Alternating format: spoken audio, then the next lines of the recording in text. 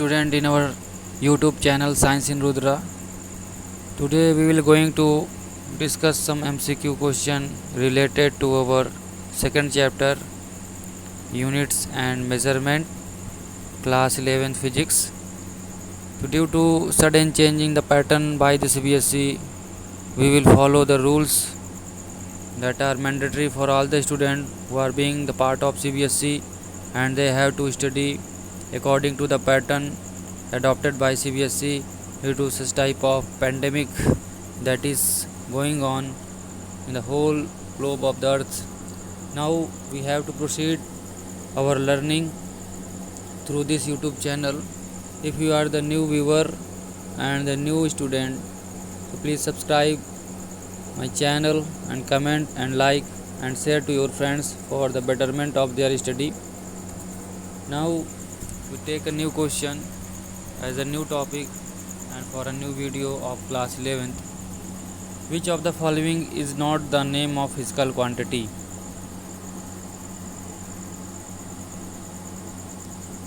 Kilogram, density, impulse, energy. Student, kilogram is the unit, density is the quantity, impulse is also a quantity, energy. Right answer will be A will be the right answer. Kilogram is a unit of measuring the mass, but density, impulse and energy are the physical quantity. The question is saying not the physical quantity. So density, mass upon volume measured, impulse, force into time is the impulse denoted by J, and energy already you know, work done, force into displacement or P, potential energy, kinetic energy, half mv square. So these are the relation, and the right answer will be kilogram. The weight of body is 12 gram, 12 g, and g is saying the gram. This statement not correct because देखिए 12 g means what? gm is the symbol for the gram, but here it is written small g.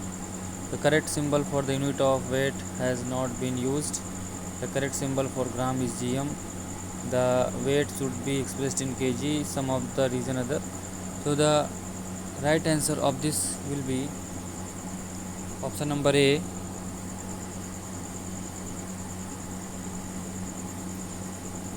Right. The correct symbol for the unit of the weight has not been used because it is used as a gm, and grams instead of weight we use unit is Newton. So the unit of mass is kg or gram, but the unit of weight will be Newton, which is not written here.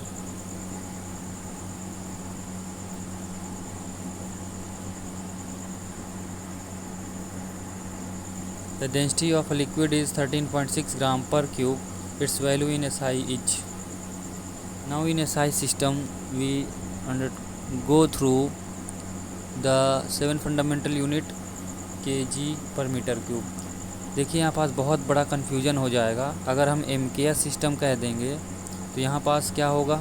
MKS system से हमारा जो answer होगा क्या होगा? ये 1 ग्राम 10 to the power -3 kg. ये clear है आपको? यूनिट कम तो वैल्यू ज़्यादा, और अगर वैल्यू बहुत कम है तो यूनिट बड़ी होगी. तो n is proportional to watt?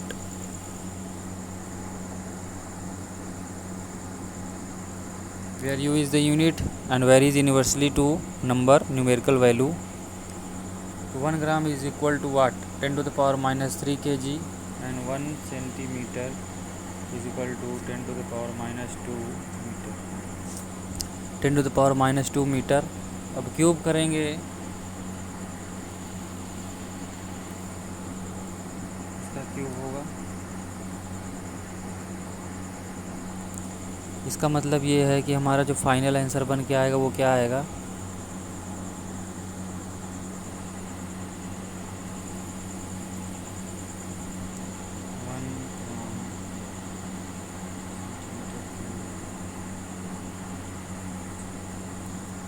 what will be the value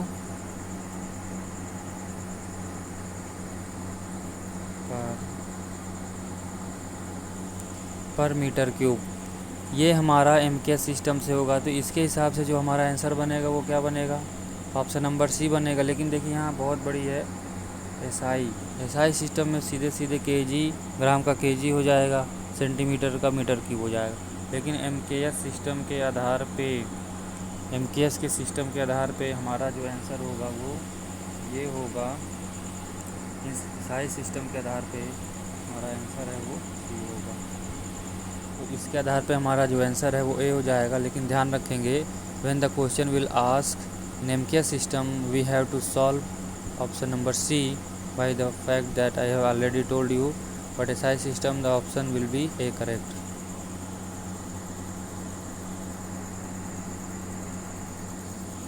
If the unit of force and length are doubled, the unit of energy will be, very simple question.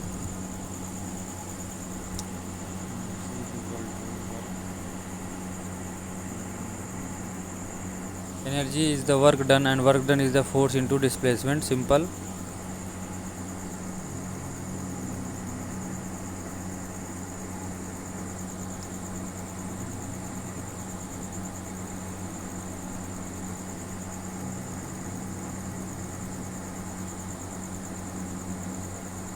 That will be the 4 times will be increased.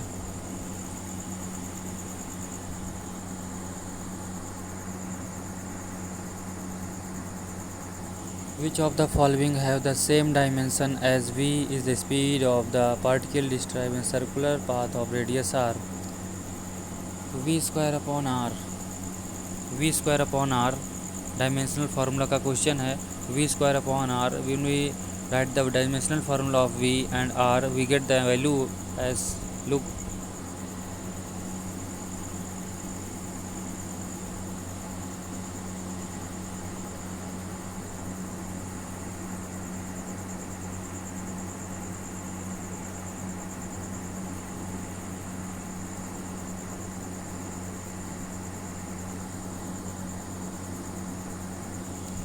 L square minus t square is the value of v square, and we solve it, we get what, Lt minus 2 यानी metre पर second square, that is the unit of acceleration, Lt square.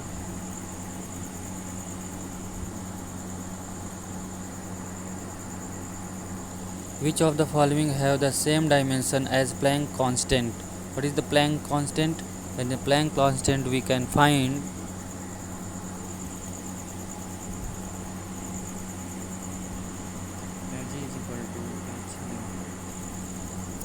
energy is equal to h nu, that is the photon packets of energy emanating from the sun by the fission and fusion action of hydrogen and helium at the core of the sun is the main factor of emitting the energy from the sun. So h is the Planck's constant. We can simply inherit the formula of dimensional as a Planck constant as energy ml square t minus 2 divided by nu is the energy, nu is the frequency, and the dimensional formula of the frequency is t minus 1.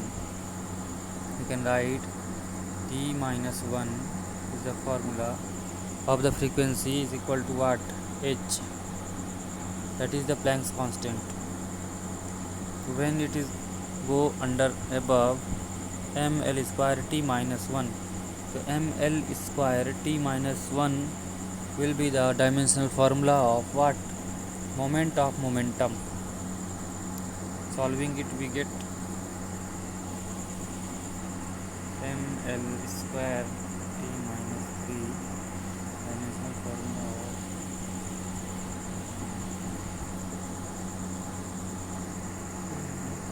which of the following is a dimensionless quantity even when the measured quantity is not dimensionless. ये question कह रहा है कि इसमें से कौन सी quantity जो है डायमेंशनलेस हो जाएगी, जो कि जो भी क्वांटिटी का हमने यूज़ किया है, मेजर क्वांटिटी का यूज़ किया है इस क्वांटिटी को बनाने में, वो उसमें मेजर्ड वैल्यू थी, यानी उसमें डायमेंशन था, लेकिन जब हम उनको यूज़ किए ऐसा कि वो डायमेंशन लेस हो गई। तो डायमेंशन लेस क्वांटिटी हमारा जो हो जाएगा वो रिलेटिव एरर हो जाएगा। Relative error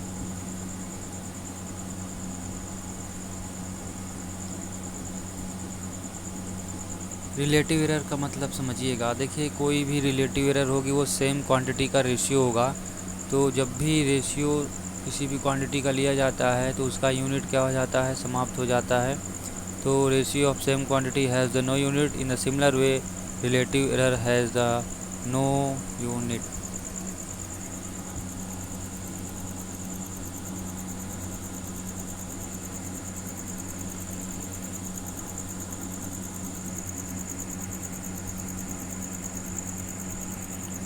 the zero error belong to the category of. तो जीरो एरर हमारा कौन सी कैटेगरी में जाता है? तो जीरो एरर सीधी सी बात है, इंस्ट्रूमेंट में हम जीरो मार्क देखते हैं। तो जीरो मार्क जब हम वो नोटिस करते हैं तो अगर वो आगे पीछे है, दाहिने तरफ है, तो आपका क्या हो जाएगा, निगेटिव। अगर बाएं तरफ है तो वो पॉजिटिव एरर कहलाएगा। तो उसमें हम क्या करते हैं, ऐड सब्ट्रैक्ट करते हैं। दाहिने तरफ अगर ज़्यादा आ रहा है, आपको पॉइंटर जा रहा है, तो उसमें हम माइनस करेंगे, और अगर आपका बाएं तरफ पॉइंटर जाएगा तो उसको हम ऐड करेंगे। तो इसी हिसाब से पॉजिटिव और निगेटिव एरर कहलाती हैं। वो इंस्ट्रूमेंट के द्वारा होता है, इसीलिए हमको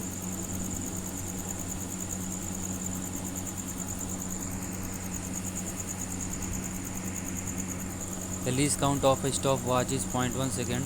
The time of 20 oscillation of the pendulum is found to be 20 second. The percentage error in the time period. Simple सा क्वेश्चन है, इसको थोड़ा हम एरर के चैप्टर से जो डिस्कस करते हैं। देखिए, t is given by small t upon, तो कैपिटल T हमारा क्या होता है, टाइम पीरियड होता है, और ये जो स्मॉल t है ये हमें ऑसिलेशन जो पूरे हुए हैं, जितने ऑसिलेशन हुए हैं उसमें टोटल लगने वाला समय होता है। तो जब इसको हम एरर के हिसाब से करेंगे तो कहलाएंगे। अब देखिए, जो डेल्टा t होगा, स्मॉल डेल्टा t होगा, वो हमारा लीस्ट काउंट का काम करेगा, और जो n है वो हमारा 20 ऑसिलेशन है। तो इसको अगर हम सॉल्व करेंगे, देखिए यहाँ पर क्या आ जाएगा,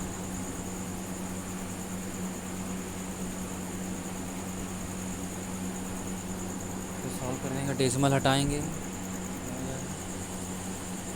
अल्टीमेटली ये जो वैल्यू है वो क्या हो जाएगी, 1/2.5, और ये जो वैल्यू है ये हो जाएगी -2। तो 0.5 इंटू 10⁻⁻², ये हमारा क्या निकला है, capital delta T upon small capital delta T upon capital T, ये वैल्यू निकली है। अब इसमें क्वेश्चन कह रहा है the percentage error in the time period. तो टाइम पीरियड का परसेंटेज का मान क्या होगा, टी अपॉन टी मल्टीप्लाई 100, और इसकी वैल्यू हमने निकाल लिया है 0.5 10⁻⁻,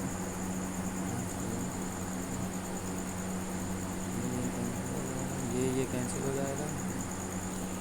अब देखिए यहाँ पास जो वैल्यू निकलेगी 0.5%, यानी 0.5% का मतलब क्या हो गया, 0.5, यानी 0.5 ही हमारा परसेंटेज का काम करेगा।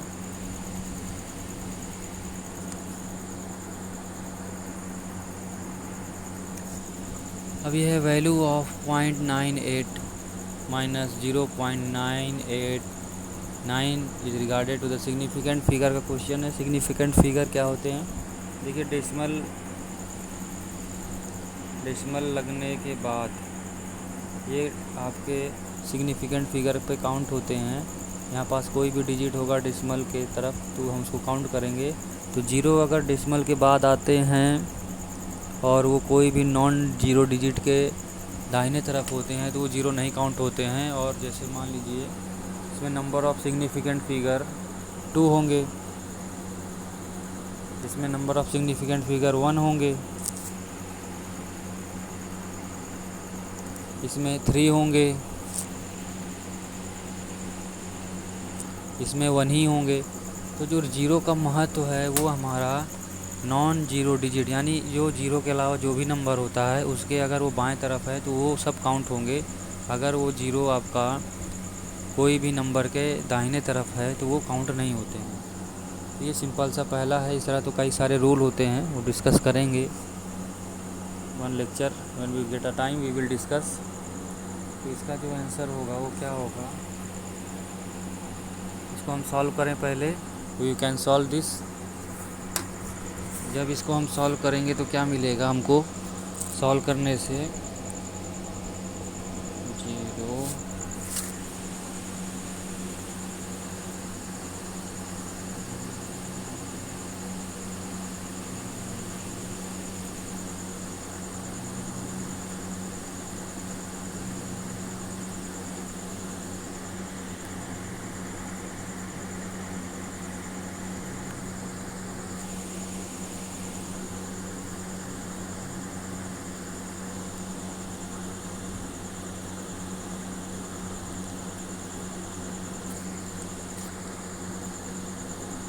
जो ये वैल्यू आ रही है इसमें कहीं मैच नहीं कर रही है, तो हम इसको क्या करेंगे, राउंड ऑफ करेंगे।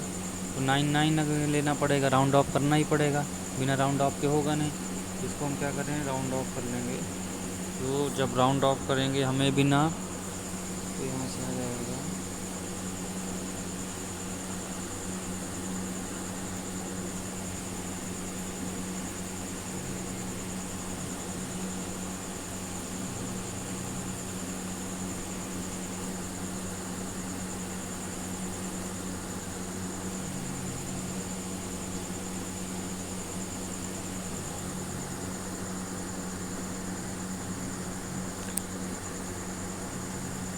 0.01 जिससे मैच करेगा।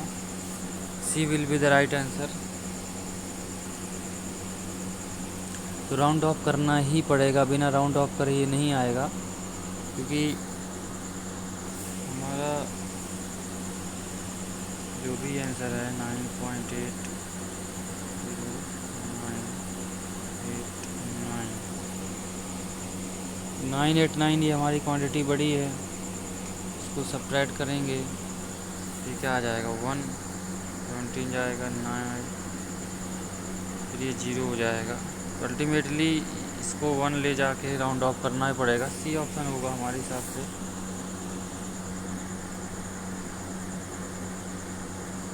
What is the number of significant figure in 3.20 + 4.80 10 to the power 5। देखिए यहाँ पास 3 सिग्निफिकेंट फिगर बनेंगे। 3 सिग्निफिकेंट फिगर क्यों बनेंगे, क्योंकि देखिए इनको ऐड किया जाएगा तो क्या आएगा हमारा आंसर, 0.378 ये आएगा। अब ये पॉइंट लगा है, ये 10 की पावर है आपकी 5 है, तो ये तो काउंट नहीं होंगे, लेकिन ये सारे डेसिमल लगाने की वजह से और ये नॉन जीरो डिजिट जो हमारे डेसिमल के पहले है उसकी वजह से यहाँ कुल हमारा 3 सिग्निफिकेंट फिगर बनेगा। और ये जो 3 सिग्निफिकेंट फिगर है ये हमारा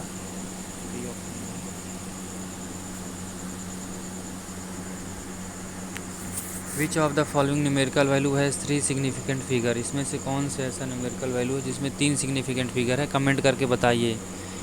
जो भी इस वीडियो को देख रहे हैं वो कमेंट करके क्वेश्चन नंबर 12 का आंसर बताएं। और ये आपका कमेंट क्वेश्चन होगा, देखें किसका आंसर ये सही होता है। इन 4 ऑप्शन में से 3 सिग्निफिकेंट डिजिट आपको बताना है, गेस करिएगा।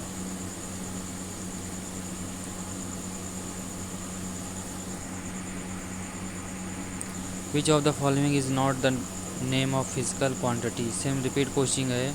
तो जो हमारा है फिजिकल क्वांटिटी जो नहीं रिप्रेजेंट कर रहा है, किलोग्राम हमारा यूनिट होता है।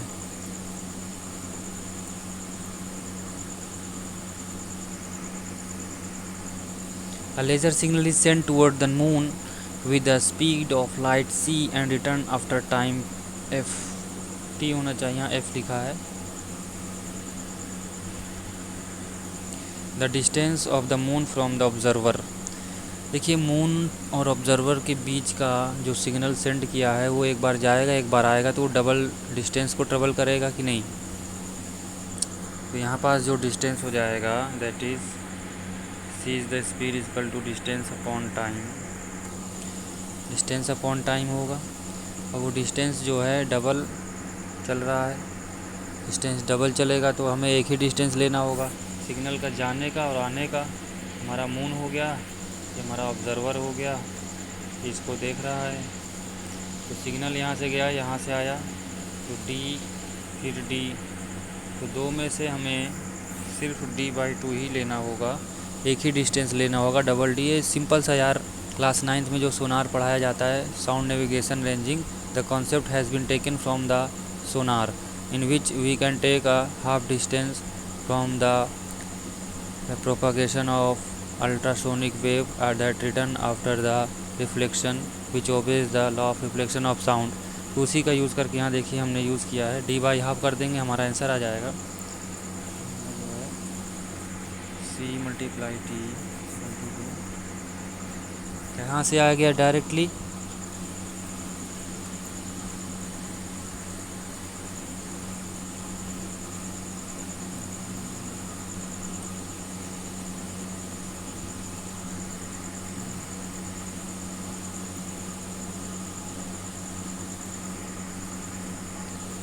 the volume of a cube in meter cube is numerically equal to its surface area in meter square the volume of the cube। यानी जो वॉल्यूम क्यूब का है एरिया के बराबर है, तो बताइए वॉल्यूम क्या होगा। We can solve,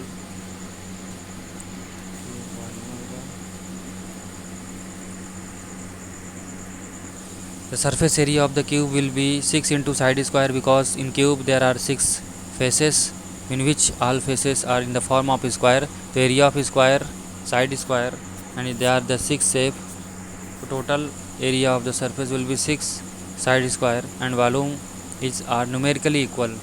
So according to this condition we can solve the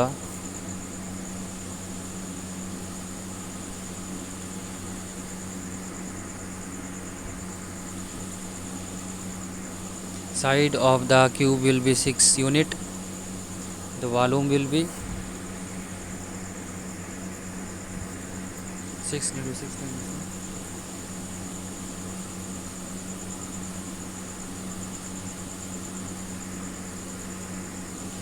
the weight of body is 12 gram। This statement is correct। Again this question is repeating,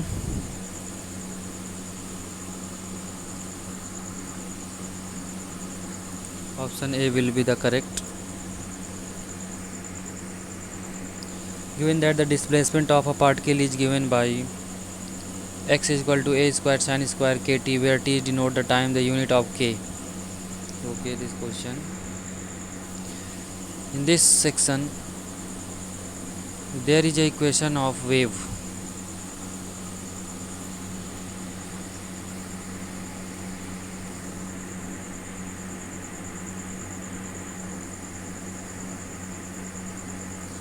wave equation है, ये हमारा एम्पलीट्यूड कहलाता है। This is our amplitude and this is the sine function.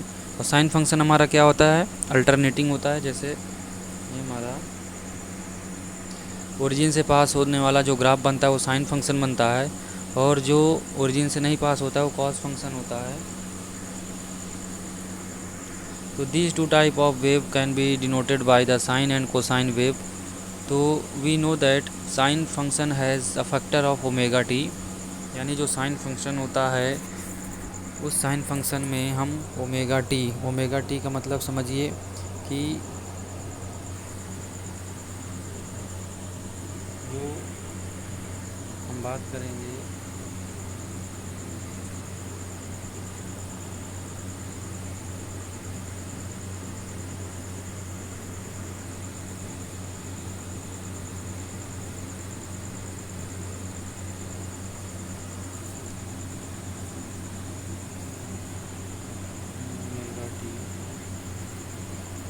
Sine omega T लेंगे तो omega माने होता है angular frequency.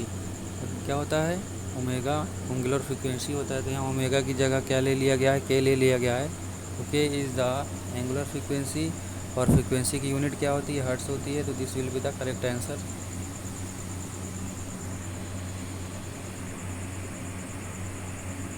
Which of the following is the unit of molar gas constant. देखिए मोलर गैस कांस्टेंट का जो होता है वो आपका सिंपल सा जूल पर केजी पर मोल, जूल पर केजी पर मोल का जो ऑप्शन है वो आपको याद करके रखना है। This is the unit.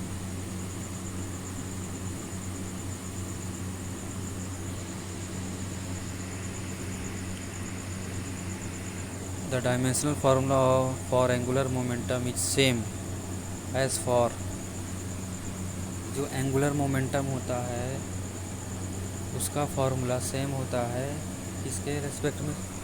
तो हमारे प्लैंक्स कांस्टेंट जो है, Planck's constant dimensional formula Planck's constant is same. How we can find the Planck's constant formula?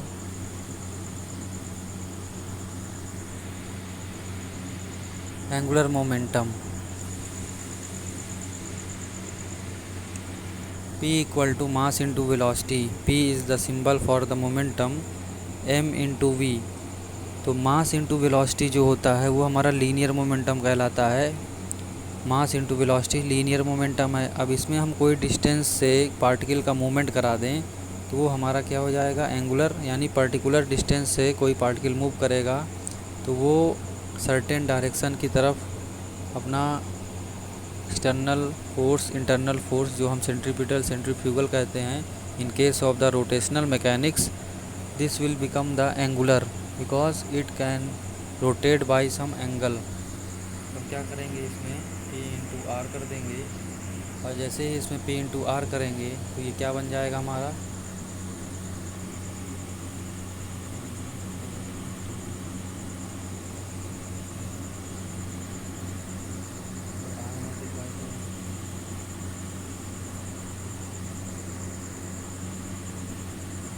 ml square T minus one. तो ml square T minus one हमारा Planck's constant बन जाएगा।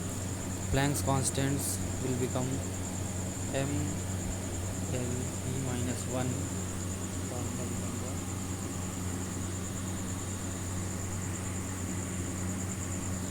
विच of the following physical quantity is dimensionless. Dimensionless quantity कौन सी है, angle.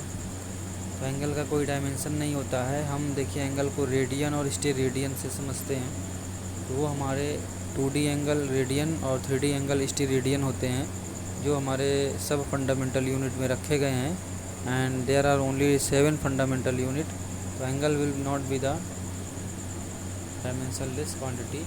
Which of the following is dimensionless as specific gravity.